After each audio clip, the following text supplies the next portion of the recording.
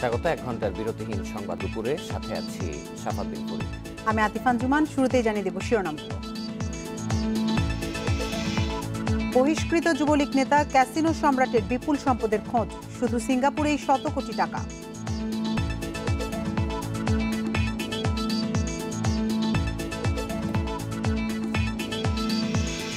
পথ শিশু জিনিয়াকে তুলে নেয়ার কথা স্বীকার করেছে লোপা, মানব পাচারের অভিযোগ অস্বীকার।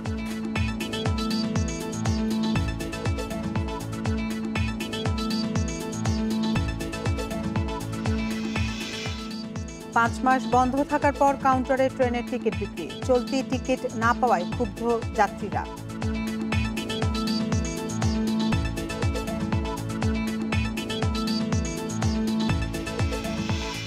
নারায়ণগঞ্জে বিস্ফোরণে দ্রুত তদন্ত প্রতিবেদন দেবে সিআইডি, দগ্ধ সবার অবস্থাই সংকটাপন্ন।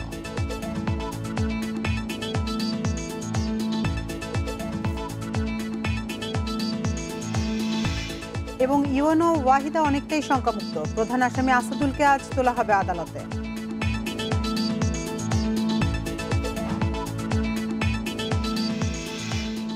শিরোনাম শুনছিলেন এতক্ষণ, এবার জানিয়ে দেব পুরো খবর। ক্যাসিনো কাণ্ডের প্রধান কুশীলব সম্রাটের বিপুল সম্পদের খোঁজ মিলেছে সিঙ্গাপুর, মালয়েশিয়া, দুবাই ও যুক্তরাষ্ট্রে। শুধু সিঙ্গাপুরেই তার শত কোটি টাকার সম্পদের খোঁজ পেয়েছে সিআইডি। বাকি সম্পদের তথ্য চেয়ে চিঠি দেওয়া হয়েছে ওই 4 দেশে। আর সেসব চিঠির উত্তর পেলে চলতি মাসে হবে অর্থ পাচারের মামলা। গত বছরের সবচেয়ে আলোচিত বিষয় ছিল ক্যাসিনো বিরোধী অভিযান। আর এর শুরু থেকেই আলোচনায় আসেন তখনকার যুবলীগ নেতা ইসমাইল হোসেন সম্রাট। অভিযানের সময় আত্মগোপনে গেলেও 20 দিনের মাথায় কুমিল্লা থেকে গ্রেপ্তার হন তিনি। তার অফিসে অভিযানের পর অস্ত্র ও মাদক আইনে মামলা করে র্যাব। 1 মাসে শেষ হয় এর তদন্ত। 2 মামলায় অভিযোগপত্রও জমা দেয়া হয়। সামনে আসে সম্রাটের বিপুল অবৈধ সম্পদের বিষয়টি। তবে গ্রেপ্তারের 11 মাসেও সম্রাটের বিরুদ্ধে মানি লন্ডারিং আইনে মামলা করা যায়নি। তবে সিআইডির দাবি, সম্রাটের বিরুদ্ধে সর্বোচ্চ গুরুত্ব দিয়ে অনুসন্ধান করা হচ্ছে। দেশের 22টি সংস্থার পাশাপাশি 4টি দেশেও তার সম্পদের খোঁজ চেয়ে চিঠি দেয়া হয়েছে। এ পর্যন্ত অনুসন্ধানে দেশে কোনো অবৈধ সম্পদের খোঁজ না মিললেও বিদেশে আছে বিপুল সম্পদ। চলতি মাসেই শেষ হচ্ছে অনুসন্ধান। সম্রাটের বিরুদ্ধে আমরা যে এনকোয়ারিটা শুরু করেছি, এখনো সবগুলো এভিডেন্স কালেকশন করছে। সব এভিডেন্সগুলো যখন কালেক্টেড হবে, এবং আপনি জানেন এইসব এভিডেন্স কালেকশনের ক্ষেত্রে আমাদেরকে আবার অন্যান্য অনেক সংস্থার সাহায্য নিতে হয়। ওনারা যত দ্রুত সময় সম্ভব আমাদেরকে এইসব স্টেটমেন্টগুলো দেন। এইসব স্টেটমেন্টগুলো পেয়ে গেলে আমরা স্টাডি করে দেখি আমাদের আদার এভিডেন্স সাথে আমরা মিলে আমরা তখন সিদ্ধান্ত নিতে পারবো। কিন্তু তাতে খুব বেশি সময় প্রয়োজন হবে বলে মনে হয় না। শুধু মানি লন্ডারিং আইনের মামলায় বিলম্ব নয়, প্রায় 10 মাস ধরে হাসপাতালে শুয়ে বসে দিন কাটাচ্ছেন সম্রাট। হাসপাতাল কর্তৃপক্ষ স্থানান্তরের প্রস্তাব দিলেও অজানা কারণে তাকে হাসপাতালেই রেখেছে কারা সদর দপ্তর। অপরাধ বিশ্লেষকেরা বলছেন, ক্যাসিনো কাণ্ডের মূল কুশীলবেরা আইনের ফাঁকফোকরে পার পেয়ে গেলে প্রশ্ন উঠবে আলোচিত সেই অভিযান নিয়েই। যারা কিনা পুরো রাষ্ট্রের টাকা দিয়ে তারা এই ধরনের একটা কালচার তৈরি করেছে, যত তাড়াতাড়ি হয় সম্রাটের ব্যাপারে যে ধরনের ডিসিশন অন্যদের ব্যাপারে নেওয়া হয়েছে, যদি তার বিরুদ্ধে চার্জশিট তাড়াতাড়ি দেওয়া হয়। এছাড়া শুদ্ধি অভিযান আবারও শুরুর পাশাপাশি গ্রেপ্তার হওয়া আসামিদের মামলার কার্যক্রম দ্রুত শেষ করে বিচারের মুখোমুখি করার তাগিদও দিচ্ছেন বিশ্লেষকেরা। Masudur Rahman, independent news, Dhaka. এই বিষয়ে আরো জানাতে বার্তাকক্ষ থেকে আমাদের সাথে যুক্ত হচ্ছেন সহকর্মী মাসুদুর রহমান। মাসুদ, 4 দেশে তার কি ধরনের সম্পদের তথ্য পেয়েছে সিআইডি, আর এর পরিমাণ কত হতে পারে? আর সম্রাটের পাচার করা অর্থ ফিরিয়ে আনতে কি ধরনের উদ্যোগ নিচ্ছে? এখন পর্যন্ত যেই তদন্ত চলছে সিআইডির, সেটি এখনো চলমান রয়েছে। মূলত মানি লন্ডারিং আইনের মামলাগুলোর ক্ষেত্রে যেটি হয়, সিআইডি যেই তদন্তগুলো করে সেগুলোর ক্ষেত্রে আগে যার বিরুদ্ধে তদন্ত করবে তার বিরুদ্ধে অনুসন্ধান করা হয়। অনুসন্ধানে যখন বিপুল অবৈধ সম্পদের খোঁজ পাওয়া হয়, তারপরে মামলা হয়। মামলা হলে সেটি চার্জশিট দিতে বেশি সময় লাগে না। তো এই যে সম্রাটের বিষয়ে সেই অনুসন্ধান পর্যায়ে রয়েছে। এখন পর্যন্ত যে 4টি দেশের কথা বলা হলো আগের প্রতিবেদনে, সেই 4টি দেশের মধ্যে সবচেয়ে বেশি টাকার যেটি কথা বলা হচ্ছে সেটি হচ্ছে সিঙ্গাপুরে, এবং সেই সিঙ্গাপুরেই 100 কোটি টাকার কথা বলা হচ্ছে এখন পর্যন্ত। তবে সিআইডির ধারণা যে শুধুমাত্র 100 কোটি নয়, আরও বেশি সম্পদ সেখানে থাকতে পারে। সেই সম্পদের মধ্যে সেখানে আমরা এর আগেও বিভিন্ন তথ্য এসেছে গোয়েন্দাদের মাধ্যমে, সেটি হচ্ছে যে সেখানে সে নিয়মিত ক্যাসিনোতে অংশগ্রহণ করতে এবং সেখানে তার ক্যাসিনোতেও বিভিন্ন জায়গায় শেয়ার থাকতে পারে, এবং সেই সঙ্গে বিভিন্ন ব্যাংকে টাকা রয়েছে সিঙ্গাপুরের, পাশাপাশি বিভিন্ন জায়গায় যে তার যেই বাড়ি বা ফ্ল্যাট সেগুলোর সন্ধানও কিন্তু সিআইডি পেয়েছে। এবং অন্য যেই 3টি দেশে রয়েছে সেই 3টি দেশে কী পরিমাণ অর্থ রয়েছে সেটির কোনো তথ্য এখনও পায়নি। তবে যখন তার বিরুদ্ধে অনুসন্ধান করতে যায়, অনুসন্ধানের শুরুর দিকে কিন্তু আমরা শুনেছিলাম যে প্রায় 2000 কোটি টাকার সম্পদ সম্রাটের রয়েছে বিদেশে, এবং এই 4টি দেশেই তার সবচেয়ে বেশি থাকার সম্ভাবনা। এবং এই কারণেই কিন্তু এই 4টি দেশের যে সকল সংস্থা রয়েছে তাদের কাছে তথ্য চাইলে তাদের সম্পর্কে একেবারেই সত্য বা অবৈধ কী পরিমাণ সম্পদ রয়েছে সেটার খোঁজ পাওয়া যাবে, তাদের কাছে কিন্তু আসলে সিআইডি সেই তথ্যগুলো চেয়েছে। এবং বাংলাদেশে এখন পর্যন্ত সম্রাটের কোনো অবৈধ সম্পদের খোঁজ সিআইডি করতে পারেনি, এবং তাদের অনুসন্ধানেও সেই তথ্যটি এখনও আসেনি। যে কারণে বাংলাদেশের যে সংস্থাগুলো রয়েছে, বাংলাদেশ ব্যাংক সহ রাজস্ব বোর্ড সহ প্রায় 22টি সংস্থা রয়েছে, তাদের কাছেও সিআইডির পক্ষ থেকে চিঠি দেওয়া হয়েছে। এবং এই সব চিঠি বিদেশে এবং বাংলাদেশে যে চিঠিগুলো রয়েছে, এই চিঠিগুলো যখন উত্তর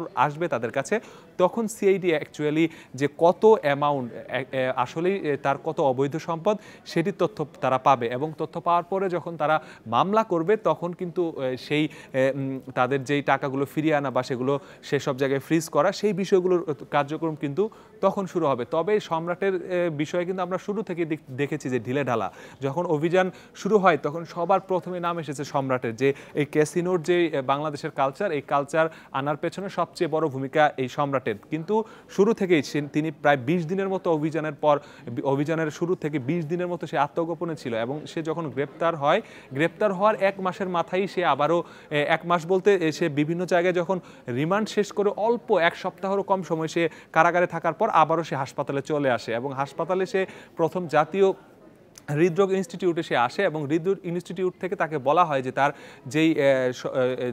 তার যেই অসুস্থতা সে সুস্থ হয়েছে। তারপরেও সেই একই অসুস্থতায় সে এখন প্রায় 10 মাসের মতো সময় ধরে সে হাসপাতালে ভর্তি রয়েছে বিএসএমইউতে। তো এই যে তাকে নিয়ে সরকারের একটু ঢিলে ভাব, সেটি যাতে না হয় সেটির বিষয়ে কিন্তু অপরাধ বিশ্লেষকরা বলেছেন দ্রুততম সময়ে তার মামলাগুলোর কার্যক্রম শেষ করে তাকে বিচারের মুখোমুখি করার জন্য তারা পরামর্শ দিয়েছেন, এবং সেটি হলে এই আলোচিত যে অভিযান সেটি জনগণের কাছে আরও বেশি যৌক্তিক হয়ে দাঁড়াবে। এই ছিল আসলে আমার কাছে সম্রাটের বিষয়ে। ক্যাসিনো কাণ্ডের প্রধান কুশীলব সম্রাটের খোঁজ পাওয়া বিপুল সম্পদের বিষয়ে জানাচ্ছিলেন আমাদের সহকর্মী। জনসম্পৃক্ততার অভাব ও ইমেজ সংকটে নৌকার মনোনয়ন পাননি প্রয়াত 4 সংসদ সদস্যের পরিবারের কেউ। এছাড়া ত্যাগী নেতাদের মূল্যায়ন করতেও এই পরিবারতান্ত্রিকতা থেকে বেরিয়ে আসতে চাইছে আওয়ামী লীগ। দলের কেন্দ্রীয় নেতারা বলছেন, এবারের উপনির্বাচনে জয় নিশ্চিতের কথা মাথায় রেখেই মনোনয়ন দেয়া হয়েছে।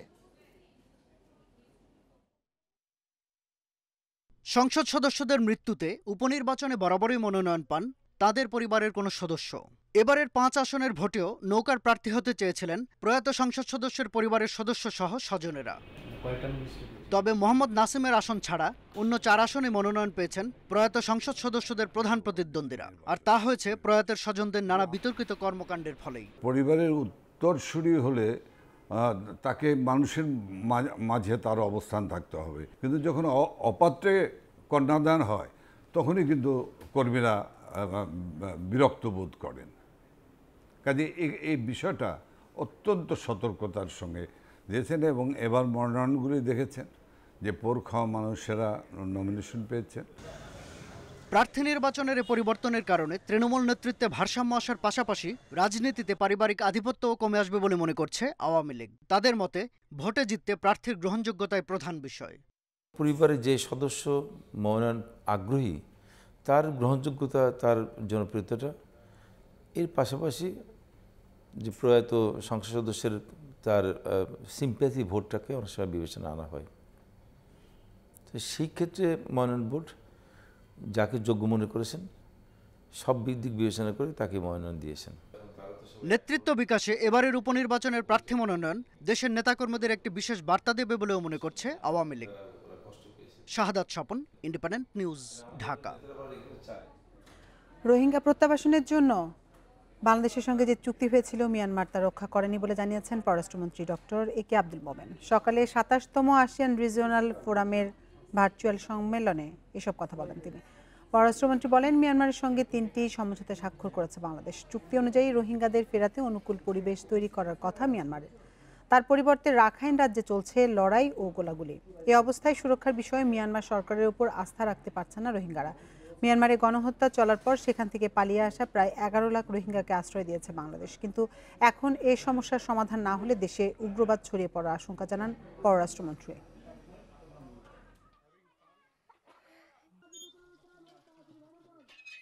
Bangladesh gave shelter. নানা প্রতিকূলতা পাশ কাটিয়ে বিপুল সংখ্যক রোহিঙ্গাকে আশ্রয় দিয়েছে বাংলাদেশ। কূটনৈতিক উপায়ে তাদের প্রত্যাবাসনের সব রকম চেষ্টা করে যাচ্ছি। এজন্য কয়েক দফা আলোচনার পর চুক্তিও হয়েছে। রোহিঙ্গাদের ফিরিয়ে নিতে রাখাইনে নিরাপত্তা নিশ্চিতের প্রতিশ্রুতিও দিয়েছিল মিয়ানমার।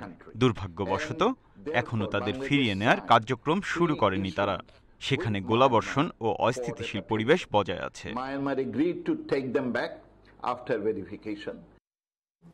পথশিশু জিনিয়াকে তুলে নিয়ে যাওয়ার কথা স্বীকার করলেও নিজেকে পাচারকারী নয় বলে দাবি করছেন অপহরণ মামলার আসামি লোপা তালুকদার। তবে তদন্তে মানব পাচারের বিষয়টিকেই বেশি গুরুত্ব দিচ্ছেন গোয়েন্দা পুলিশেরা। এছাড়াও লোপার বিরুদ্ধে চাকুরি দেবার কথা বলে ১৩ লাখ টাকা হাতিয়ে নেয়ার অভিযোগ মতিঝিল ও শাহবাগ থানার ২টি জিডিও খতিয়ে দেখছেন গোয়েন্দারা।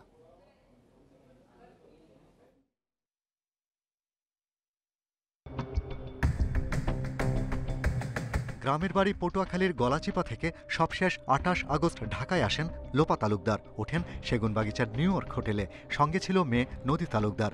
সেদিন সিসিটিভির ছবিতে দেখা যায় দুপুর ২:৩০টায় হোটেল লবিতে নাম ঠিকানা নিবন্ধন করছেন লোপা। হোটেলের তথ্য অনুযায়ী ২৯ আগস্ট স্বামী পরিচয়ে একজন দেখা করতে আসেন লোপার সঙ্গে। ১ ঘন্টা থেকে চলেও যান আবার সেই লোক। ৩ সেপ্টেম্বর পর্যন্ত ৭ দিন ৪০৫ নম্বর কক্ষে ছিলেন লোপা ও তার মেয়ে নদী। নদী তালুকদার ছিল লোপা তালুকদারের মেয়ে। সে আবার গত ৯/৯/১০ এসেছিল, মানে গত পরশুদিন এসছে এবং গতকালকে সে আমাদের এখান থেকে বোরখা পরে খুব করে চলে গেছে। একটু জোর জবরদস্তি করে আমাদের রিসেপশন থেকে তাকে রিকোয়েস্ট করা হয়েছিল কিছুক্ষণের জন্য স্টে করার জন্য, এবং সে কোনো বিলও দিয়ে যায়নি। শাহবাগ থেকে জিনিয়া অপহরণ হয় এই সময়ের মধ্যেই। অবশেষে গত ৭ সেপ্টেম্বর নারায়ণগঞ্জ থেকে লোপাকে আটক ও জিনিয়াকে উদ্ধার করা হয়। নারী পাচার মামলায় লোপা এখন পুলিশ হেফাজতে। প্রাথমিক জিজ্ঞাসাবাদে পুলিশের কাছে তিনি জিনিয়াকে তুলে নিয়ে যাওয়ার কথা স্বীকার করলেও পাচারকারী নয় বলে দাবি করেছেন। তার দেয়া তথ্য বিভ্রান্তিকর বলছে গোয়েন্দা পুলিশ। যে তথ্য উনি দিয়েছেন এবং বাস্তবতা, এই প্রত্যেকটা বিষয় প্রশ্নের দাবি রাখে। দত্তক বা কোনো মেয়েকে নিতে হলে তার গার্ডিয়ানের পারমিশন লাগবে। তারপর রাষ্ট্রের বা থানার যে কর্তৃপক্ষ আছে তাদেরকে তো জানাতে হবে। ৭ দিন ৮ দিন জিডি হলো, মামলা হলো, সে কোনো রকম কোনো ইনফরমেশন দিল না। তারপর যেখানে উনি ছিলেন, ঢাকায় এসে যেখানে ছিলেন সেখানে না থেকে আরেকজনের বাসায় যেয়ে উনি উঠলেন। পুলিশের তদন্তে বেরিয়ে আসছে লোপার নানা অনৈতিক কর্মকাণ্ডের তথ্য। ২০১৮ সালে মিজানুর রহমান আরিফ ও রেজাউল করিম নামে ২ ব্যক্তির কাছ থেকে চাকরি দেওয়ার কথা বলে ১৩ লাখ টাকা নেয়ার অভিযোগ আছে। ভুক্তভোগীরা তার বিরুদ্ধে শাহবাগ ও মতিঝিল থানায় ২টি সাধারণ ডায়েরি করেন। এক জায়গা থেকে বলা হয়েছে যে তার কাছ থেকে চাকরির নামে ৮ লাখ টাকা নিয়েছে, আর এক জায়গা থেকে বলা হয়েছে ৫ লাখ টাকা নিয়েছে, এবং আমরা আশঙ্কা করছি আরও হয়তো এরকম অভিযোগ আসতে পারে। আমরা তাদের সাথে কথা বলেছি আপনারা থানায় আইনগত ব্যবস্থা গ্রহণ করেন। তদন্তের স্বার্থে লোপা তালুকদারের ব্যাংক হিসাব যাচাই বাছাই করা হবে বলে জানিয়েছে পুলিশ। ২০০৩ সালে গৃহকর্মী হত্যা মামলার আসামি হয়েও ২০১৩ সালে রাজনৈতিক বিবেচনায় রেহাই পাওয়ার তথ্য মিলেছে অনুসন্ধানে। Shahriar Anirban, independent news, Dhaka. করোনার কারণে প্রায় ৫.৫ মাস বন্ধ থাকার পর শুরু হয়েছে কাউন্টারে ট্রেনের টিকিট বিক্রি। তবে ২১ সেপ্টেম্বরের আগ পর্যন্ত কোনো টিকিট পাওয়া যাচ্ছে না। দীর্ঘ অপেক্ষার পর টিকিট না পাওয়ায় ভোগান্তিতে পড়েন তারা। যদিও রেলওয়ে কর্তৃপক্ষ বলছে বিজ্ঞপ্তিতে বিস্তারিত জানানো হলেও অনেকে বিষয়টি বুঝতে পারেনি। করোনার সংক্রমণ ঠেকাতে ২৬ মার্চ সারা দেশে ট্রেন চলাচল বন্ধ ঘোষণা করে রেল কর্তৃপক্ষ। এর ২ মাস পর শুরু হয় ট্রেন চলাচল, তবে কাউন্টার নয়, যাত্রীদের টিকিট কাটতে হয় অনলাইনে। এ অবস্থায় ৭ সেপ্টেম্বর রেলওয়ে কর্তৃপক্ষ ট্রেনের অর্ধেক টিকিট কাউন্টারে বিক্রির কথা জানায়। শনিবার সকালে অনেকেই কমলাপুর রেল স্টেশনে যান টিকিট কাটতে, কিন্তু কাউন্টার থেকে জানানো হয় 21 সেপ্টেম্বরের আগ পর্যন্ত কোনো টিকিট বিক্রি হচ্ছে না। সঠিক তথ্য না থাকা ও টিকিট না পেয়ে ক্ষোভ জানান যাত্রীরা। কাউন্টার থেকে বলতেছে ওরা আগামী 21 তারিখ ভ্রমণের টিকিট দিচ্ছে, বাট আজকে যে আমি আসলাম এত দূর থেকে পত্রিকায় নিউজ পাইয়া যে টিকিট দিবে, ওরা তো টিকিট দিচ্ছে না। এটা আমাদের ভোগান্তি, চরম ভোগান্তিতে বলা হয়েছে। আগামীকালকে ব্রহ্মপুত্র টিকিট কেটে না, এখন অনলাইন ছাড়া কোনো টিকিট দেওয়া হবে না, 21 তারিখ থেকে নাকি দেওয়া হবে। আমাদের বলতেছে মন্ত্রীর কাছে যাইবার জন্য, আমি কি সাধারণ লোক মন্ত্রীর কাছে যাইতে পারবো? কমলাপুরের স্টেশন ম্যানেজার জানান আগামী 10 দিন আগাম টিকিট বিক্রি করা হবে। 21 সেপ্টেম্বর থেকে কাউন্টারে পাওয়া যাবে দিনের টিকিট। অনেকে ধারণা তো স্বাভাবিকভাবেই যেহেতু 12 তারিখ থেকে দিচ্ছে হয়তো কালকে টিকিটও পাবো, কিন্তু অ্যাকচুয়ালি 12 তারিখে ওপেন হচ্ছে আমাদের 21 তারিখের টিকিটটা, এবং এটা সেইভাবেই বিক্রি হচ্ছে। এরপর থেকে আপনার কন্টিনিউশন হয়ে যাবে, সবাই টিকিট পাবে আপনার, কিন্তু 20 তারিখ পর্যন্ত টিকিটটা 100% অনলাইনে চলে গেছে, সেটা কাউন্টারে পাওয়া যাবে না। কাউন্টার ছাড়া আগের মতোই টিকিট বিক্রি হচ্ছে অনলাইন ও মোবাইল অ্যাপসে। বিপ্লজিৎ চন্দ, ইন্ডিপেন্ডেন্ট নিউজ, ঢাকা। সীমিত আকারে ফেরি চলছে শিমুলিয়া কাঁঠালবাড়ি নৌ রুটে। 17টি ফেরির মধ্যে সকাল থেকে রুটে 5টি ছোট ও মাঝারি ফেরি চলাচল করছে। এর আগে সকাল 7টায় শিমুলিয়া 2 নম্বর ঘাট থেকে 2টি ছোট ফেরি কাঁঠালবাড়ির উদ্দেশ্যে ছেড়ে গেলেও মাঝপথে নাব্য সংকটের কারণে আবার ফিরে আসে শিমুলিয়া ঘাটে। ঘণ্টাখানেক পরে কাঁঠালবাড়ি ঘাট থেকে 2টি ফেরি শিমুলিয়ার উদ্দেশ্যে ছেড়ে আসে। নাব্যতা সংকটে 8 দিন পর বন্ধ থাকার পর শুক্রবার শিমুলিয়া কাঁঠালবাড়ি নৌপথে পরীক্ষামূলক ফেরি চলাচল শুরু হয়। এদিকে শিমুলিয়া 3 নম্বর ঘাটে আবারও ভাঙন দেখা দিয়েছে। এ পর্যন্ত ঘাট এলাকার প্রায় 200 মিটার অংশ নদীগর্ভে বিলীন হয়েছে। শিমুলিয়া কাঁঠালবাড়ি রুটে ফেরি চলাচল ব্যাহত হওয়ার জেরে চাপ বেড়েছে দৌলতদিয়া পাটুরিয়া নৌ রুটে। সকাল থেকে ঘাট এলাকায় পারের অপেক্ষায় আছে 4 শতাধিক পণ্যবাহী ট্রাক। ফেরিঘাট পরিস্থিতির আরও খবর জানাতে এবার কাঁঠালবাড়ি থেকে যুক্ত হবেন সহকর্মী রিপন চন্দ্র মল্লিক। রিপন, বড় ফেরি চলাচল কি শুরু হয়েছে এখনো? আর এই ফেরি চলাচলের যে অবস্থা, এটি স্বাভাবিক হতে কতদিন সময় লাগতে পারে? জি, আসলে গত প্রায় 10 দিন ধরেই কিন্তু কাঁঠালবাড়ি সিমলা নৌ রুটের এই ফেরি সার্ভিসটি আসলে বন্ধ ছিল। আপনি যদি নাব্যতা সংকট তীব্র হওয়ার ফলে কিন্তু ফেরি চলাচলে অনুপযোগী হয়ে পড়ায় কিন্তু এই রুটটি কর্তৃপক্ষ বন্ধ করে দেয়, এবং এই রুটে যারা ব্যবহার করে তাদেরকে কিন্তু বিকল্প যে রুটটি রয়েছে দৌলতদিয়া আরিচা রুট, ওই রুটটি ব্যবহার করতে পরামর্শ দেওয়া হয়েছিল। আপনি জানেন কিন্তু গত 10 দিন পরে কিন্তু গতকাল বিকেলে পরীক্ষামূলকভাবে 3টি ফেরি দিয়ে এই রুটটি চালু করা হয়েছিল, কিন্তু আজ সকালবেলা কিন্তু আবার সকালবেলা যখন 2টি ফেরি আবার চালু করা হয় তখন কিন্তু মাঝপথে গিয়ে কিন্তু ফেরি আবার আটকে যায় এবং ফিরে আসে।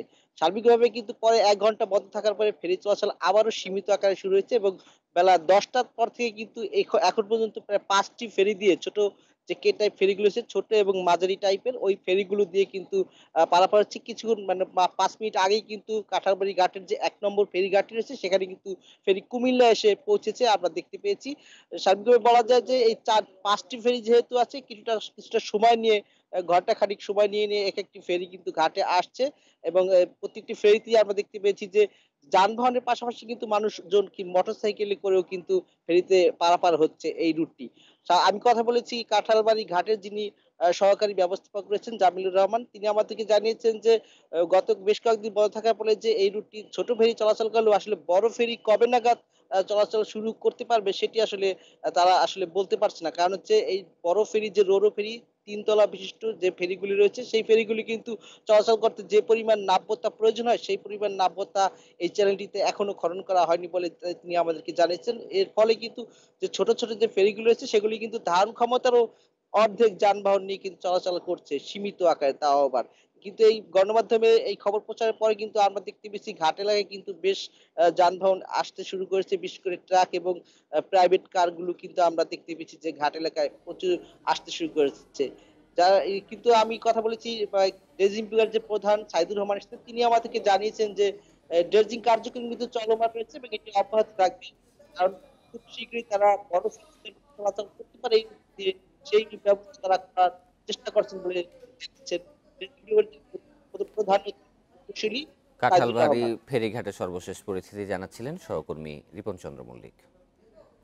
গ্যাস লাইনের লিকেজ থেকে নারায়ণগঞ্জের মসজিদে বিস্ফোরণের ঘটনা ঘটেছে বলে জানিয়েছেন সিআইডির ডিআইজি মাইনুল হাসান। এই ঘটনার সব তথ্য উপাত্ত বিশ্লেষণ করেই দোষীদের চিহ্নিত ও দ্রুত প্রতিবেদন দেওয়া হবে বলেও জানান তিনি।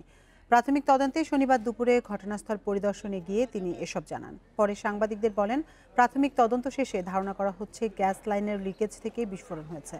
তবে অন্য সব তদন্ত কমিটির রিপোর্ট হাতে পেলেই চূড়ান্ত প্রতিবেদন তৈরি করবে সিআইডি। গত বৃহস্পতিবার মামলাটি সিআইডির কাছে হস্তান্তর করা হয়।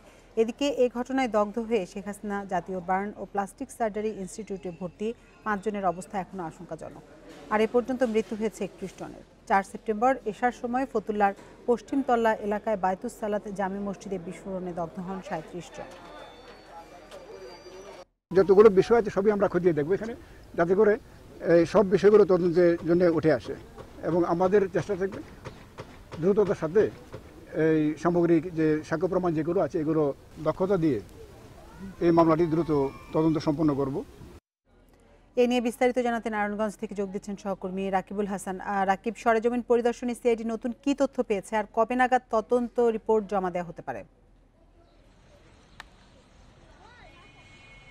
আপনি যেমনটি বলছিলেন এবং সিআইডির তদন্তের বিষয়ে যদি আপনাকে বলি, তো এই বায়তুস সালাত জামে মসজিদের যে মামলার ঘটনাটি, এটা আসলে একটা অত্যন্ত গুরুত্বপূর্ণ এবং পুলিশ কিন্তু নিজে বাদী হয়ে যে মামলাটি করেছেন এবং অধিকতর নিবিড় তদন্তের জন্যই কিন্তু সিআইডির কাছে এই মামলাটি গত বৃহস্পতিবার হস্তান্তর করা হয় এবং গত বৃহস্পতিবার কিন্তু সিআইডির যে মামলা, এই মামলার বাদী মোহাম্মদ বাবুল হোসেন, নারায়ণগঞ্জ সিআইডি পুলিশের পরিদর্শক, তিনি কিন্তু একটা টিম নিয়ে গত বৃহস্পতিবার বায়তুস সালাত জামে মসজিদ ঘটনাস্থলে তারা তদন্তের কাজ শুরু করে এবং সাক্ষীদের সাথে কিন্তু তারা সেখানে কথা বলেছে এবং তাদের মামলার তদন্তের কাজের জন্য তারা সেখানে পরিদর্শন করেছে। এর পরবর্তীতে কিন্তু আজ দুপুরে কিন্তু সিআইডির ঊর্ধ্বতন কর্মকর্তা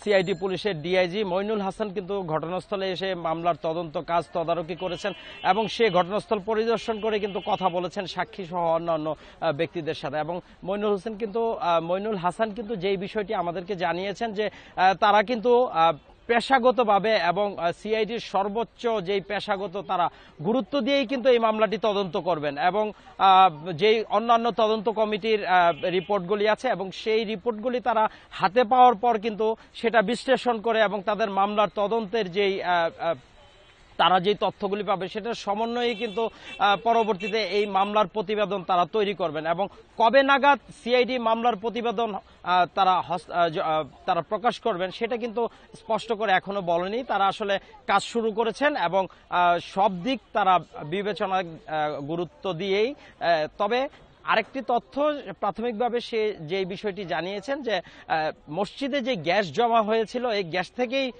বিস্ফোরণের ঘটনা ঘটতে পারে, এমনটাই কিন্তু তিনি ইঙ্গিত দিয়েছেন। তো এই ছিল আমার কাছে নারায়ণগঞ্জের সর্বশেষ তথ্য। নারায়ণগঞ্জে মসজিদে বিস্ফোরণে তদন্তের অগ্রগতি সম্পর্কে জানাচ্ছিলেন আমাদের সহকর্মী। ফেনীর মহিপালে মহাসড়কে লিকেজ থেকে আজও অন্তত 100 মিটার জুড়ে গ্যাস বের হচ্ছে। আগুন জ্বলছে বিভিন্ন জায়গায়। দুর্ঘটনার একদিন পর সকালে ঘটনাস্থল পরিদর্শনে যান বাখরাবাদ গ্যাস কর্তৃপক্ষ। এ সময় বাখরাবাদ গ্যাস ডিস্ট্রিবিউশন কোম্পানির ব্যবস্থাপনা পরিচালক শঙ্কর কুমার জানান, সড়ক বিভাগের অনুমতি পেলেই দুর্ঘটনাস্থলে কাজ শুরু হবে। শুক্রবার সকাল থেকে ঢাকা চট্টগ্রাম মহাসড়কে গ্যাসের গন্ধ পান স্থানীয়রা। স্থানীয়দের দাবি, ফেনীতে বাখরাবাদ গ্যাস লাইনের বিভিন্ন স্থানে ফাটল আছে। এতে বাসাবাড়িতে দেখা দিয়েছে গ্যাসের সংকট। মহাসড়কে গ্যাস লাইনের লিকেজ থাকায় যে কোনো মুহূর্তে দুর্ঘটনার আশঙ্কা করছেন এলাকার লোকজন। তারা বলছে 12 মানে ঠিক হয়ে যাবো, আমাদের আবার বুটার আগুন চলে, রাত 10টা বাজে আপনারা দেখছেন এখানে দেখছি আগুন চলতেছে। বাখরাবাদ যাদের গ্যাসের দায়িত্ব আছে ওনাদেরকে যদি সরকার মাননীয় প্রধানমন্ত্রী যদি ওনাদেরকে যদি দায়িত্ব দিয়ে থাকে, ওনাদের নিজ দায়িত্বে এসে কাজটা করা, এটা আমাদের হচ্ছে দাবি। সুতরাং সহজেও যদি আমাকে পারমিট না করে এর আগে কিন্তু আমি রাস্তায় হাত দিতে পারবো না। ওনাদের পারমিশন পেয়ে গেলে আমাদের কাজ শুরু করবো। আমাদের কাজ করতে সময় বেশি লাগবে না, আমাদের পারমিশনটা দিয়ে আমাদের জায়গায়। মহাসড়কে গ্যাস লিকেজের বিষয়ে আরও জানাতে এবার ফেনী থেকে যুক্ত হবেন সহকর্মী সমীর উদ্দিন। সমীর, লিকেজ থেকে কি এখনো গ্যাস নির্গত হচ্ছে? আর ঘটনাস্থলে গিয়ে বাখরাবাদ কর্তৃপক্ষ কি বলছেন? কবে এই সমস্যার সমাধান হবে? দুপুর পর্যন্ত গ্যাস আসলে লিকেজ হয়ে যে পানি ছিল, পানির মধ্যে বুদবুদের যে চিহ্ন সেটি দেখা গিয়েছে। এখন পানি জমাট বাঁধা নেই, যার প্রেক্ষিতে গ্যাস বের হচ্ছে কিনা সেটি এখন নির্গমন দেখা যাচ্ছে না। তবে শুষ্কতা দেখলে গ্যাস দেখা যায় না। তবে এখানকার যে সমস্ত মানুষজন আসছিলেন তারা কিন্তু গ্যাস বের হওয়ার যে একটা প্রক্রিয়া সেটা তারা দেখতে পেয়েছে। আর বাক্সাবাদ গ্যাস সিস্টেম লিমিটেডের কর্তৃপক্ষ আজকে সকালে এসেছিলেন, এসে তারা এখানে কিছু বালু দিয়েছেন। বালু দেওয়ার প্রেক্ষিতে এখন আর ওই পানি নেই, এখন শুষ্কতা বিরাজ করছে। আর এখানকার যে ব্যবস্থাপনা পরিচালক তিনি শঙ্কর মজুমদার তিনি এসেছিলেন, তিনি এসে কিন্তু পর্যবেক্ষণ করে গেছেন। আর তিনি এসে গণমাধ্যম কর্মীর সাথে কথা বলছেন এবং তিনি বলছেন যে আর রোশন হাইওয়ের সাথে তারা একটা যে আবেদন দিয়েছিল, আবেদনের প্রেক্ষিতে আগামী 1 থেকে 1.5 সপ্তাহের মধ্যে যদি অনুমোদন পায় তাহলে তারা সবকিছু ঠিক আছে, তাহলে তারা কাজটা শুরু করতে পারবে। আর এখানকার স্থানীয় সাধারণ মানুষ বলছে যে এটি নিয়ে যে 4 থেকে 5টি বিভাগ যেহেতু এটার সাথে সম্পৃক্ত রয়েছে, ট্রাফিক, সড়ক ও জনপদ এবং এই পানি সম্পদ, 3 সেক্টরের সাথে এখানে একটা সমন্বয়ের একটা অভাব রয়েছে, যার প্রেক্ষিতে আসলে এখানকার সাধারণ মানুষজন এক ধরনের ক্ষোভ প্রকাশ করছে। এটি যদি সমন্বয়হীনতা হয় তাহলে যে কোনো ধরনের বড় ধরনের দুর্ঘটনা ঘটতে পারে। এইটি ছিল আমার কাছে ফেনীর গ্যাস উদ্গীরণ নিয়ে সর্বশেষ তথ্য। ফেনীর গ্যাস লিকেজ পরিস্থিতির তথ্য জানাচ্ছিলেন সহকর্মী সমীর উদ্দিন। গাজীপুরের টঙ্গীতে স্টিল মিলে দুর্ঘটনায় দগ্ধ 1 শ্রমিকের মৃত্যু হয়েছে। নিহত শ্রমিকের নাম দুলাল।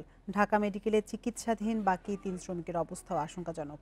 শুক্রবার ভোরে মিলগেইট এলাকায় স্টিল কারখানায় গরম তরল লোহা ও স্ফুলিঙ্গ ছিটকে দগ্ধ হন 5 শ্রমিক। প্রথমে তাদের টঙ্গী শহীদ আহসানুল্লাহ মাস্টার জেনারেল হাসপাতালে নেওয়া হয়। অবস্থার অবনতি হলে গুরুতর আহত 4 শ্রমিককে পাঠানো হয় ঢাকা মেডিকেল কলেজ হাসপাতালের বার্ন ইউনিটে। দগ্ধদের দুজনের শরীরে 90 ভাগ এবং দুজনের 50 ভাগ পুড়ে যায় বলে জানান চিকিৎসকরা।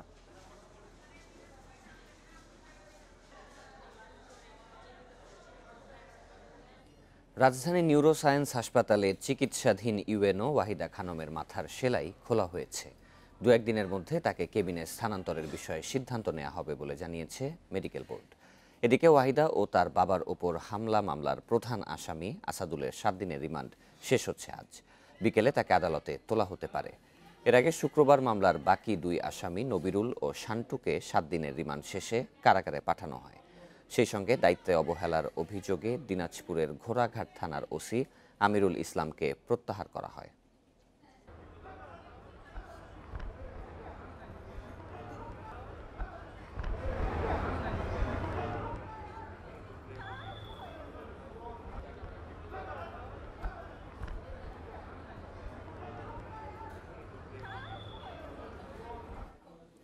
ইউএনও ওয়াহিদার উপর হামলার ঘটনার আরও বিস্তারিত জানাতে এবার দিনাজপুর থেকে যুক্ত হবেন সহকর্মী সালাউদ্দিন আহমেদ।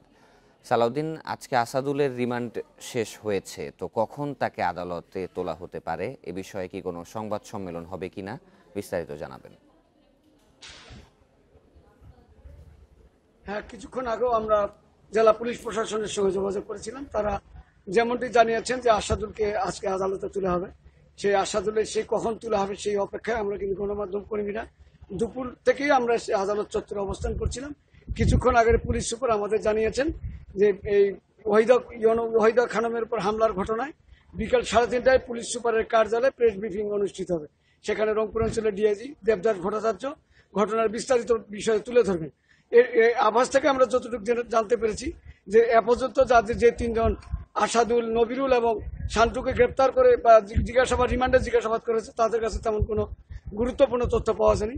এই হামলার সঙ্গে অফিসের কোনো স্টাফ জড়িত এমন আভাসে আমরা পাচ্ছি এবং সেই স্টাফ হিসেবে মালি রবিউল ইসলামের নাম আমরা জানতে পেরেছি, যাকে কিনা গতকাল রাতে গ্রেপ্তার করে ঘোড়াঘাট উপজেলায় নিয়ে যাওয়া হয়েছে এবং ওয়াহিদা খানমের উপর হামলায় ব্যবহৃত হাতুড়ির পরিবর্তে যে পাথর ব্যবহার করা হয়েছিল সেই পাথর নাকি ঘোড়াঘাট উপজেলার পুকুর থেকে উদ্ধার করা হয়েছে। এই ধরনের আমরা ভাষা কিছু তথ্য পাচ্ছি। তবে যেহেতু জেলা পুলিশ প্রশাসন বিকাল 3:30টায় এ ব্যাপারে বিস্তারিত বলবেন, তখন হয়তো আমরা ঘটনার পূর্ণ একটি চিত্র জানতে পারবো, যেটি তারা জানানোর জন্য আমাদের গণমাধ্যম কর্মীদেরকে নোটিশ করেছেন। আমরা এখন সেই প্রতীক্ষায় আছি, সেখানে কি তিনি জানান, তারা তদন্তে কি পেয়েছেন, আসলে ঘটনার পিছনে কারা জড়িত, কোনো উদ্দেশ্য ছিল কিনা বা আক্রোশের বহির্প্রকাশ হিসেবে হামলা হয়েছে কিনা, তখন কিন্তু আমরা সেই বিষয়গুলো স্পষ্ট জানতে পারবো এবং জানাতে পারবো। আপাতত এইটুকুই হচ্ছে আমার কাছে। দিনাজপুরের ইউএনের উপর হামলার ঘটনা সর্বশেষ তথ্য জানাচ্ছিলেন আমাদের সহকর্মী। শিক্ষক সংকট দূর করতে প্রাথমিক বিদ্যালয়ে 40,000 শিক্ষক নিয়োগ হবে। করোনা পরিস্থিতি স্বাভাবিক হলে এই প্রক্রিয়া শুরু হবে বলে জানিয়েছে প্রাথমিক ও গণশিক্ষা মন্ত্রণালয়। প্যানেলে শিক্ষক নিয়োগের কোনো সুযোগ নেই বলেও জানিয়েছে মন্ত্রণালয়। প্রাক প্রাথমিকে ভর্তিতে শিশুদের বয়স 4 ও মেয়াদকাল 2 বছর করা হয়েছে। এ কারণে এ স্তরে 26,000 শিক্ষক প্রয়োজন। সেই সঙ্গে 65,000 প্রাথমিক বিদ্যালয়ে সহকারী শিক্ষক পদ খালি 21,814টি। করোনার কারণে অর্থ সংকটে অনেক কিন্ডারগার্টেন স্কুল বন্ধ হয়ে যাচ্ছে। এসব প্রতিষ্ঠানের অনেক শিক্ষার্থী ভর্তি হবে প্রাথমিক বিদ্যালয়ে। ফলে দ্রুত শিক্ষক সংকট দূর করতে না পারলে কার্যক্রম ব্যাহত হওয়ার শঙ্কা শিক্ষকদের। নতুন শিক্ষার্থীদের ভর্তির চাপ ও পাঠদানের সুবিধার্থে সরকারি প্রাথমিক বিদ্যালয়ে শিক্ষকের শূন্যপদ পূরণ একান্ত জরুরি বলে আমরা মনে করি। প্রাথমিক ও গণশিক্ষা মন্ত্রণালয় জানিয়েছে, শিগগিরই এই সংকট দূর করতে নিয়োগ বিজ্ঞপ্তি আসছে। স্বল্প সময়ের মধ্যেই নিয়োগ প্রক্রিয়া সম্পন্ন হবে। তবে প্যানেলে শিক্ষক নিয়োগের কোনো সুযোগ নেই বলে জানিয়েছে মন্ত্রণালয়। প্যানেল নিয়োগের কোনো ব্যবস্থা সম্ভব না, একেবারেই সম্ভব না। আর একটা হচ্ছে যে আমরা আরও শিক্ষক নিয়োগের জন্য আমরা ইতোমধ্যে কাজ শুরু করেছি। খুব দ্রুতই এটা আমাদের বিজ্ঞাপন আকারে জারি হবে। যোগ্যরাই যাতে নিয়োগ পায় সেদিকে সর্বোচ্চ লক্ষ্য রাখার তাগিদ শিক্ষাবিদদের। নিয়োগে অনিয়ম দুর্নীতি বন্ধে সর্বোচ্চ সতর্কতার পরামর্শ তাদের। মানসম্মত শিক্ষার জায়গাটা আমরা পয়েন্ট আউট করতে চাই, তাহলে আমাদেরকে দেখা লাগবে যে আমরা কাদেরকে শিক্ষক হিসাবে নিচ্ছি, আমরা কোন কোয়ালিটির লোকজনকে আমরা শিক্ষক হিসেবে নিচ্ছি। এটা কিন্তু একটা গুরুত্বপূর্ণ ভেরিয়েবল। যদি মানসম্মত শিক্ষক নেই তাহলে কিন্তু এর ইতিবাচক প্রভাব পড়বে। এই শিক্ষক নিয়োগকে কেন্দ্র করে বেশ কয়েকটি প্রতারক চক্র প্রতারণায় নেমেছে। মন্ত্রণালয় বলছে, এই বিষয়ে সবাইকে সচেতন থাকতে হবে, সেই সাথে এদেরকে চিহ্নিত করে কঠোর ব্যবস্থা নেওয়া হবে। নূরে আলম, ইন্ডিপেন্ডেন্ট নিউজ, ঢাকা। আপনারা দেখছেন 1 ঘন্টা বিরতিহীন ইন্ডিপেন্ডেন্ট সংবাদ। সংবাদে আরো যা যা দেখবেন। দোহায় আফগান সরকার তালেবান শান্তি আলোচনা শুরু, মধ্যস্থতায় মার্কিন পররাষ্ট্রমন্ত্রী পম্পেও।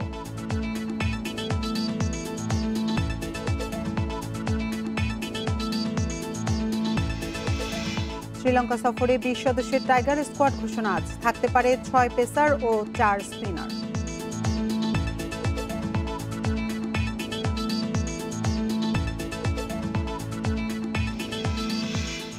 উৎপাদন বাড়লেও আধুনিক হয়নি ইলিশের সরবরাহ সংরক্ষণের ব্যবস্থা, আর এতে কমছে না দাম।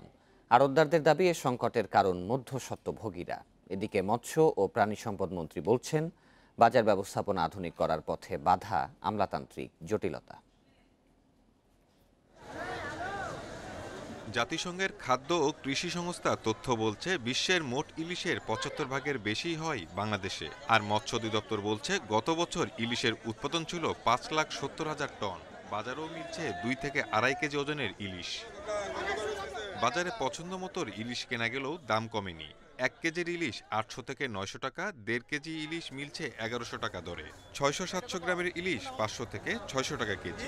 এখানকার মানুষ আপনার বিভিন্ন ইলিশ ব্যবহার করে, ঠিক আছে, সাধারণ মানুষের থেকে অনেক দাম আগাচ্ছে। সব সমুদ্রের মাছ, বরিশালের মাছ, বুলার মাছ চাঁদপুরে বলে চালাই দিতেছে। এসব নিম্নমানের মাছ, ভালো মাছ না, দাম কম, খারাপ মাছ এগুলি। নিষেধাজ্ঞা উঠে যাওয়ার পর বাজারে ইলিশ আসছে আগের চেয়ে বেশি, তবুও দাম কেন ঊর্ধ্বমুখী? এ প্রশ্নে মধ্যস্বত্বভোগীদের দুষছেন আড়তদাররা। আমাদের চাহিদার তুলনায় আমদানি অনেক বেশি, বিধায় আমাদের মাছ বিক্রি করতে হিমশিম খাচ্ছি। আগে যদি হয়তো 30%, এখন হয়তো 35% হচ্ছে বা 40% হচ্ছে। এখন মাছের একটু বাড়ছে, কিন্তু মানুষের তো চাহিদা আছে, এই কারণে ধরেন মাছের দাম বেশি। বর্ডার এলাকায় নিয়ে যায়, তারা কোথায় নিতেছে, কেমনে কি করতেছে সেটা আমাকে দেখার ব্যাপার না, কিন্তু আমরা উচিত মূল্য পাইতেছি না। সরকারিভাবে ইলিশ শিকার বন্ধ ছিল 65 দিন। পাশাপাশি করোনার কারণে লম্বা সময় নদীতে নামেননি জেলেরা। এতে বেড়েছে মাছের উৎপাদন, সুফলও মিলেছে আগের চেয়ে বেশি। দেশের মৎস্য উৎপাদন প্রক্রিয়া এবং বিপণন প্রক্রিয়াকে আধুনিকায়ন করতে হবে, সহজলভ্য করতে হবে। তিনি যেন বিদেশে এটাকে রপ্তানি করতে পারেন সেই প্রক্রিয়া সহায়তা করতে হবে।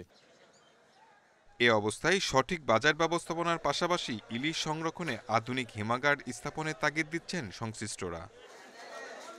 Shahid Ahmed, independent news, Dhaka.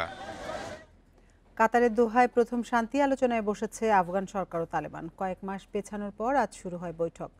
উদ্বোধনী বক্তব্যে আফগানিস্তানে একটি স্থায়ী যুদ্ধবিরতি কার্যকর এবং সংঘাত অবসানের আশা ব্যক্ত করেন কাতারের পররাষ্ট্রমন্ত্রী। দীর্ঘ আফগান যুদ্ধের অবসানে দোহায় গত ফেব্রুয়ারিতে ঐতিহাসিক সমঝোতায় পৌঁছায় তালেবান ও যুক্তরাষ্ট্র। ওই সমঝোতায় বিদেশি সেনা প্রত্যাহারের বিনিময়ে আফগানিস্তানে শান্তি স্থাপনের প্রতিশ্রুতি দেয় তালেবান। সরকারের সঙ্গে আলোচনার আগে বন্দি বিনিময় শর্ত দেয় তারা। অবশেষে বৃহস্পতিবার 6 বন্দির মুক্তির বিপরীতে চূড়ান্ত আলোচনার কথা নিশ্চিত করে তালেবান। এক বিবৃতিতে তারা জানায়, আলোচনার প্রক্রিয়ার মধ্য দিয়ে ইসলামিক মূল্যবোধ ও অধিকতর জাতীয় স্বার্থ রক্ষা, একটি ইসলামিক ব্যবস্থা ও শান্তি ফিরিয়ে আনাই তাদের লক্ষ্য। বৈঠকের উদ্বোধনী বক্তব্যে আফগানিস্তানে একটি স্থায়ী যুদ্ধবিরতি কার্যকর এবং সংঘাত অবসানের রাজনৈতিক বন্দোবস্তের আশা ব্যক্ত করেন কাতারের পররাষ্ট্রমন্ত্রী। এরপর বক্তব্য রাখেন আফগান ও তালেবানের প্রতিনিধিরা। সোমবার সমঝোতা আলোচনা শুরুর কথা রয়েছে তালেবান ও আফগান প্রতিনিধিদের। আলোচনায় আফগান সরকারের প্রতিনিধিত্ব করছেন সাবেক গোয়েন্দা কর্মকর্তা মাসুম স্টাকেনজাই, তালেবানের পক্ষে মৌলভী আব্দুল হাকিম। এছাড়াও বৈঠকে অংশ নেন ঐক্য প্রক্রিয়ার প্রধান আব্দুল্লাহ এবং মার্কিন পররাষ্ট্রমন্ত্রী মাইক পম্পেও।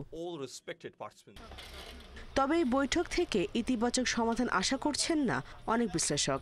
তাদের মতে, সম্প্রতি আফগান সামরিক বাহিনী ও স্থাপনাগুলোকে লক্ষ্য করে তালেবানের বড় ধরনের হামলা বিদ্রোহীদের আরও উস্কে দিয়েছে। যুক্তরাষ্ট্র নির্ধারিত সময়সীমার মধ্যে সম্পূর্ণ সেনা প্রত্যাহারের ব্যাপারে সম্মত না হওয়া পর্যন্ত তালেবান তাদের বন্দুক নামিয়ে নেবে এমন কোনো ইঙ্গিত নেই। Nusrat Zerin, independent news. 30 দিনের ব্যবধানে দ্বিতীয় আরব রাষ্ট্রের সঙ্গে সম্পর্ক স্বাভাবিকের চুক্তি করেছে ইসরায়েল।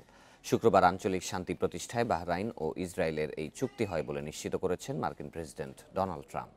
এর আওতায় ইসরায়েলকে স্বীকৃতি দিতে রাজি হয়েছে বাহরাইন। এর আগে সংযুক্ত আরব আমিরাতের সঙ্গে একই শর্তে চুক্তি করে তেল আবিব। দশকের পর দশক ফিলিস্তিনকে রাষ্ট্রের মর্যাদা দেওয়ার দাবিতে ইসরায়েলের সঙ্গে সম্পর্ক বিচ্ছিন্ন রেখেছিল। গত মাসে মার্কিন প্রেসিডেন্টের মধ্যস্থতায় সম্পর্ক স্বাভাবিক করে আবুধাবি। এরপরেই মার্কিন পররাষ্ট্রমন্ত্রী মাইক পম্পেও সুদান, বাহরাইন সফর করেন। জানিয়েছিলেন শিগগিরই আরও আরব রাষ্ট্র চুক্তির আওতায় আসবে। 1948 সালে ইসরায়েলের স্বাধীনতার ঘোষণার পর ইসরায়েল ও আরবের মধ্যে এটি চতুর্থ চুক্তি। এর আগে 1979 সালে মিশর এবং 1994 সালে জর্ডান চুক্তি সই করেছিল। বিশ্বজুড়ে গত 24 ঘন্টায় প্রাণ গেছে 5,600-র বেশি মানুষের। এ নিয়ে মোট প্রাণহানি দাঁড়ালো 9,19,000। নতুন 3 লাখের বেশি রোগী নিয়ে আক্রান্ত 2,86,00,000 ছাড়িয়েছে। এদিকে প্রতিদিনই দৈনিক শনাক্তের রেকর্ড ভাঙছে ভারতে। অন্যদিকে ডিসেম্বর মাসকে যুক্তরাষ্ট্রের জন্য আরও বেশি প্রাণঘাতী বলছে দেশটির শীর্ষ গবেষকরা। 89, 95, 96, 97, 98 গত কয়েকদিনে এভাবেই বাড়ছে ভারতে দৈনিক করোনা ভাইরাসে আক্রান্তের সংখ্যা। দৈনিক মৃত্যু রোধ ছাড়াচ্ছে 1200-র গণ্ডি। দেশটিতে মোট আক্রান্ত ইতিমধ্যেই ছাড়িয়ে গিয়েছে 46.5 লক্ষ। এর মধ্যে কেবল মহারাষ্ট্রেই 10 লাখ। দেশটিতে মৃতের সংখ্যা দাঁড়ালো 77,500-এ। তবে সরকারি হিসেবে দেশটিতে বেড়েছে সুস্থতার হার। যুক্তরাষ্ট্রে 24 ঘন্টায় প্রাণ গেছে 1100 মানুষের। এ নিয়ে দেশটির প্রাণহানি ছাড়িয়েছে 1,97,000-এর বেশি। নতুন 46,000-এর বেশি রোগী নিয়ে দেশটির মোট আক্রান্ত 66 লাখের বেশি। লুইজিয়ানাতে 75% ধারণ ক্ষমতা নিয়ে রেস্তোরাঁ, গির্জা ও জিম খুলে দেওয়ার ঘোষণা দিয়েছে গভর্নর। এদিকে দেশটির চিকিৎসকরা বলছে, দাবানল থেকে আগত অস্বাস্থ্যকর বাতাস মানুষকে করোনায় সংক্রমণের জন্য আরও বেশি সংবেদনশীল করে তুলছে। এছাড়াও ডিসেম্বর মাস মার্কিনীদের জন্য আরও ভয়াবহ হবে বলে সতর্ক করেছে মার্কিন প্রধান গবেষকরা। মৃত্যুর দিক থেকে দ্বিতীয় স্থানে থাকা ব্রাজিলে মোট মৃতের সংখ্যা 1,30,000 ছাড়িয়েছে। শুক্রবার দেশটিতে প্রাণ গেছে 900 জনের। নতুন রোগী শনাক্ত হয়েছে 44,000-এর বেশি। এ পর্যন্ত দেশটিতে সংক্রমিত হয়েছে 42 লাখেরও বেশি মানুষ। এদিকে মেক্সিকোতে মোট প্রাণহানি ছাড়ালো ৭০,০০০। ২৪ ঘন্টায় দেশটিতে প্রাণ গেছে ৫৩৪ জনের। মৃত্যুর দিক দিয়ে বিশ্বে চতুর্থ অবস্থানে রয়েছে দেশটি। ফ্রান্সে গত ২৪ ঘন্টায় ৮০ জনের প্রাণহানি হয়েছে। ভাইরাস পাওয়া গেছে প্রায় ৯,৫০০ মানুষের দেহে। তবে সংক্রমণ বাড়লেও দেশজুড়ে লকডাউন দেওয়া হবে না বলে জানিয়েছে ফরাসি সরকার। অন্যদিকে স্পেনে করোনা রোগী শনাক্তে সহায়তার জন্য স্প্যানিশ মিলিটারি ইমার্জেন্সি ইউনিটের ১৫০ সদস্যের একটি দল মাঠে নেমেছে। কিউবাতে পরিস্থিতির অবনতি হওয়ায় হাভানা শহরে ১৫ দিনের জন্য কারফিউ ও লকডাউনের সময়সীমা বাড়িয়েছে সরকার। নূরে জান্নাত, ইন্ডিপেন্ডেন্ট নিউজ। শ্রীলঙ্কা সফরের দল ঘোষণা হতে পারে আজ, তবে প্রশ্ন হচ্ছে নির্বাচকেরা কত সদস্যের স্কোয়াড দিচ্ছেন। ২৭ জনের প্রাথমিক দলের কথা শোনা গেলেও প্রধান নির্বাচক মিনহাজুল আবেদিন নান্নু বলছেন ২০ জনের চূড়ান্ত দল দেবেন তারা। তবে ডাম্বুলায় অনুশীলনে ক্রিকেটারদের দেখার পর স্কোয়াড নেমে আসবে ১৭ সদস্যের। বছর জুড়ে ৩ ফরম্যাটের দল গঠনে ৩৮ ক্রিকেটারের পুল আছে বিসিবির। করোনায় অনেক কিছু বদলে গেলেও পুলে পরিবর্তন আসেনি। শ্রীলঙ্কা সফরের দল নির্বাচন করা হচ্ছে সেখান থেকেই। অন্যবারের তুলনায় এবার প্রাথমিক দল ঠিক করা সহজ হয়ে গেছে নির্বাচকদের জন্য। ঘরোয়া কোনো খেলা নেই আন্তর্জাতিক অঙ্গনে পারফরমেন্সের মানদণ্ড। ২৭ জনের দল দেওয়ার কথা বলা হলেও অনুশীলন, করোনা সতর্কতার ঝামেলা এড়াতে ২০ জনের চূড়ান্ত দল দেবেন নির্বাচকেরা। শ্রীলঙ্কায় গিয়ে মানিয়ে নেওয়ার পর আরও ৩ জনকে দেশে পাঠানো হবে। চূড়ান্ত দলে থাকবেন ৬ পেসার আর স্পিন অ্যাটাকে তাইজুল, নাইম, মিরাজের সাথে সানজামুল অথবা বিপ্লবকে দেখা যাবে। ম্যাচ প্র্যাকটিস আসলে বুঝতে পারবো কে কতখানি ম্যাচ ফিটনেস আছে কিংবা স্কিল লেভেলটা কার কোথায় কেমন আছে, সেটা দেখার জন্য আসলে প্র্যাকটিস ম্যাচগুলো দেখা খুব প্রয়োজন। একটা সুবিধা আমরা পাচ্ছি যে আমরা একটা বড় গ্রুপ নিয়ে যাচ্ছি, একটু আগে যাচ্ছি, তো ফাইনাল সিলেকশনের আগে একটু কিছুটা সময় পাবো। প্রাথমিক দলে সাকিব না থাকলেও দ্বিতীয় টেস্টে তার ফেরার সম্ভাবনা জোরালো। টাইগার পোস্টার বয়কে পাওয়ার ইচ্ছা বিসিবি প্রধান জানিয়েছেন আগেই। ইনজুরি কাটিয়ে শতভাগ ফিট তামিমের সাথে সাদমানকে কি দেখা যাবে? সুযোগ পেয়েও কাজে লাগাতে না পারা সাইফ কি আরও একটি সুযোগ পাবেন? মুস্তাফিজ, মাহমুদুল্লাহ ফিরবেন নাকি লাল বলে অভিষেক হবে সাইফুদ্দিনের?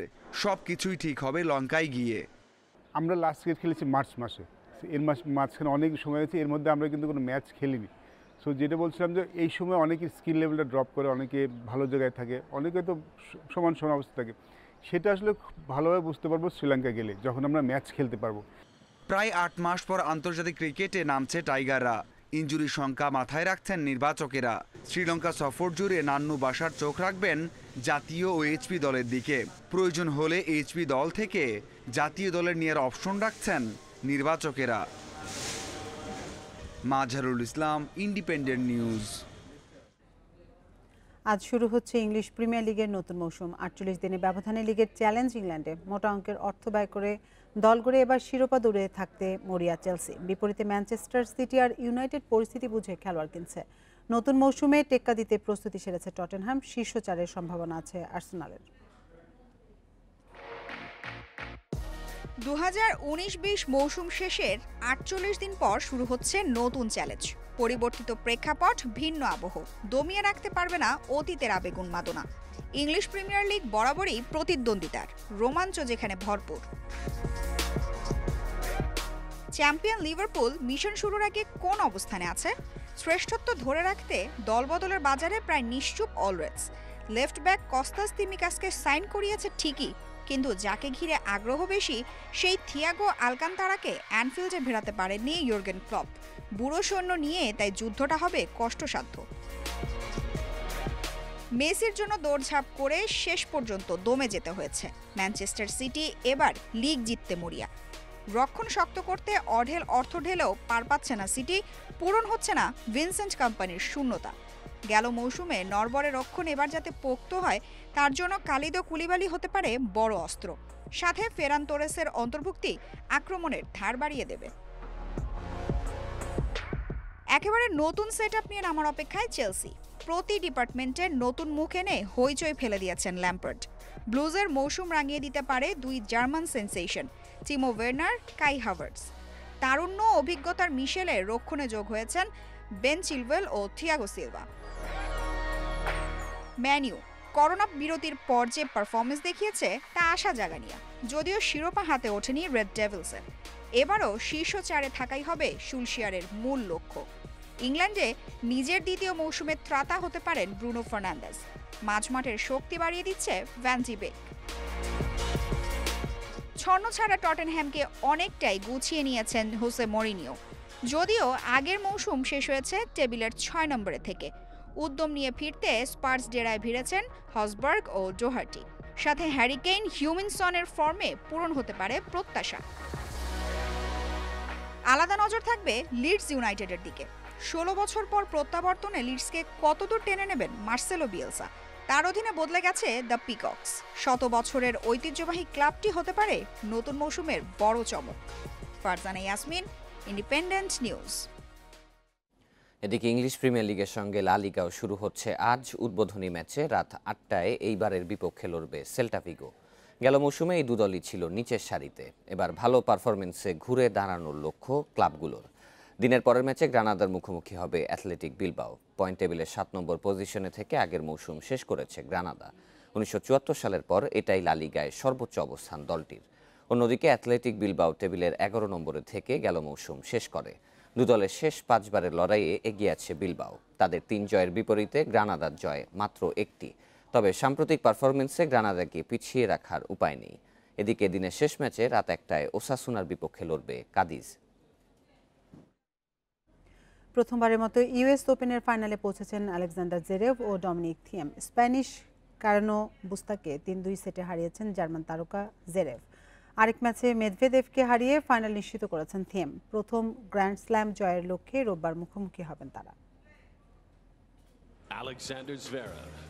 প্রথমবারের মতো গ্র্যান্ড স্ল্যামের ফাইনালে ওঠার স্বপ্ন নিয়ে কোর্টে নামেন জেরেভ, কিন্তু প্রথম সেটেই হোঁচট খান। স্প্যানিশ কারেনো বুস্তার কাছে হেরে বসেন 3-6 গেমে। পরের সেটেও প্রতিরোধ গড়তে ব্যর্থ হন এই জার্মান তারকা। তবে তৃতীয় সেটে ঘুরে দাঁড়ান পঞ্চম বাছাই। ম্যাচ গড়ায় 5 সেটের খেলায়। 3 ঘন্টারও বেশি সময় ধরে লড়াই চলে জমজমাট। যদিও ম্যাচে আর ঘুরে দাঁড়াতে পারেননি স্প্যানিশ বাছাই বুস্তা। পরের 2 সেট জিতে ফাইনালে উঠে যান আলেকজান্ডার জেরেভ। স্কোরবোর্ডে দেখাচ্ছিল আমি পিছিয়ে আছি। নিজেকে সাহস দিলাম, এই ম্যাচে আমাকে জিততেই হবে। সেরাটা দিয়েই পরবর্তী সেটগুলো খেলেছি। ভাগ্য হয়তো সহায় ছিল, তাই জিতেছি। এর আগে 3 বার গ্র্যান্ড স্ল্যামের সেমি থেকেই ফিরে গেছেন অস্ট্রেলিয়ান তারকা ডমিনিক থিয়েম। তবে এবার তা হয়নি। মেদভেদেবের বিপক্ষে প্রথম সেটে সহজ জয় পান 6-2 গেমে। পরের সেট থেকে চেপে ধরেন রাশিয়ান তারকা। খেলা গড়ায় টাই ব্রেকে। পরপর 2 সেট লড়াই চালিয়ে 7-6, 7-6 গেমে জিতে ফাইনাল নিশ্চিত করেন দ্বিতীয় বাছাই থিয়েম। অন্য ম্যাচ থেকে এটা অবশ্যই আলাদা। এই জয়টা আমার জন্য বিশেষ কিছু। শুরুটা সহজ হলেও পরের সেটগুলো মোটেও সহজ ছিল না। মেদভেদেব অনেক ভালো খেলেছে। রোববার প্রথম গ্র্যান্ড স্ল্যাম জয়ের লক্ষ্যে মুখোমুখি হবেন থিয়েম আর Zverev. Farzana Yasmin, independent news. শীতের দেশের নানা এলাকায় আসে অতিথি পাখি। তবে এবার শীত আসার আগেই পাখির নিরাপদ আবাস তৈরির কাজ করছে চুয়াডাঙ্গা পৌরসভা। গাছে গাছে লাগানো হচ্ছে মাটির পাত্র। প্রথম পর্যায়ে দেয়া হবে 10,000। শীতের বাকি আরও 2 থেকে আড়াই মাস। তবে অতিথি পাখিরা যাতে নিরাপদে থাকতে পারে তাই আগেভাগেই তৈরি করা হচ্ছে নিরাপদ অভয়ারণ্য। চুয়াডাঙ্গার ভূগর্ভের পানি শোধনাগারে রয়েছে নানা গাছপালা। এসব গাছের ডালে পাখির আবাস হিসেবে এরই মধ্যে ভার বেঁধে দেয়া হয়েছে। এতে নিরাপদে থাকতে পারবে অতিথি পাখিরা। চুয়াডাঙ্গা থেকে দিন দিন পাখি হারিয়ে যাচ্ছে। আগে সকালবেলা উঠে শহরের ওপরেই যে পাখির কিচিরমিচির আওয়াজ শোনা যেত, এখন সেটা শোনা যায় না। গাছে গাছে ভাড় বেঁধে পাখির নিরাপদ একটি স্থান তৈরি হচ্ছে। এটা খুব ভালো উদ্যোগ চুয়াডাঙ্গাবাসীর জন্য। এইসব বাসার জন্য খুব ভালো লাগছে, দেখতেও ভালো লাগছে, পাখিও বেশি হচ্ছে। পৌর এলাকায় রয়েছে আম, মেহগনি, ইপিলিপিল সহ নানা গাছগাছালির বাগান। এসব গাছে পাখির আবাস গড়ে তোলার অনুরোধ করেছেন পৌর মেয়র। গাছগাছালি শেষ হওয়ার কারণে তাদের থাকার জায়গাটাও কমে যাচ্ছে, তারাও হারিয়ে যাচ্ছে। তা আমরা চাচ্ছি আমাদের এই পৌরসভার পক্ষ থেকে আমরা বিভিন্ন গাছে পাখিদের যে আবাসস্থল, এই ভার আমরা বেঁধে দেবো। তারা ওখানে বাচ্চা তুলবে, ডিম পারবে, বংশ বিস্তার হবে। শহরের বেলগাছি, কেদারগঞ্জ ও সুমিরদিয়া এলাকায় রয়েছে পাখির নিরাপদ আবাসস্থল। Independent news desk. আর এই ছিল 1 ঘন্টার বিরতিহীন ইন্ডিপেন্ডেন্ট সংবাদে। ইন্ডিপেন্ডেন্ট টেলিভিশনের সব খবর আরও বিস্তারিত জানতে চোখ রাখুন ফেসবুক, ইউটিউব এবং টুইটারে। ধন্যবাদ সবাইকে।